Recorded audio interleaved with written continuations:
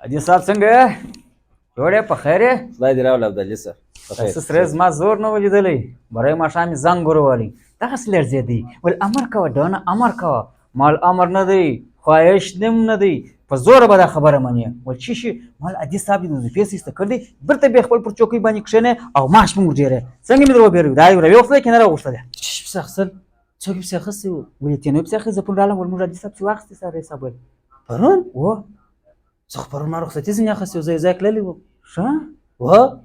ما ټلیفون نو مال ښه نو ته دا نور ته ګېټونه کشې نو اوس رالې ما ته هم ګېټ کشې ولا ګېټ والا زه نه یم ګېټونه بې کشې ته وه زه هغه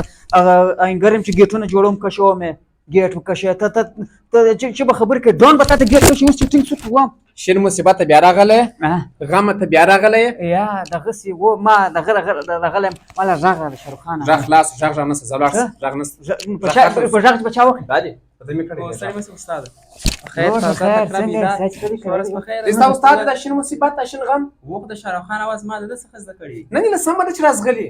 تا د داسې غږ زده کړی دی وم که نه منې خو زه بیا اواز درته وکړم ته وکړه دا دی ما ور زده کړي ده ګوره سنیل ستا لایق نه دی سنیل دغه سر تماسونه پرېږده کبھی کبھی میری زندگی ولی نو بس یعنې دا اصلي غږ د ده دی ته او دا یو شمېر نور چې دا د کاپي کوئ د ده چمونه کوئ ځه ځه ته لاړ ځه بس بس پرېږده راځه نو غږ باید ته وکړې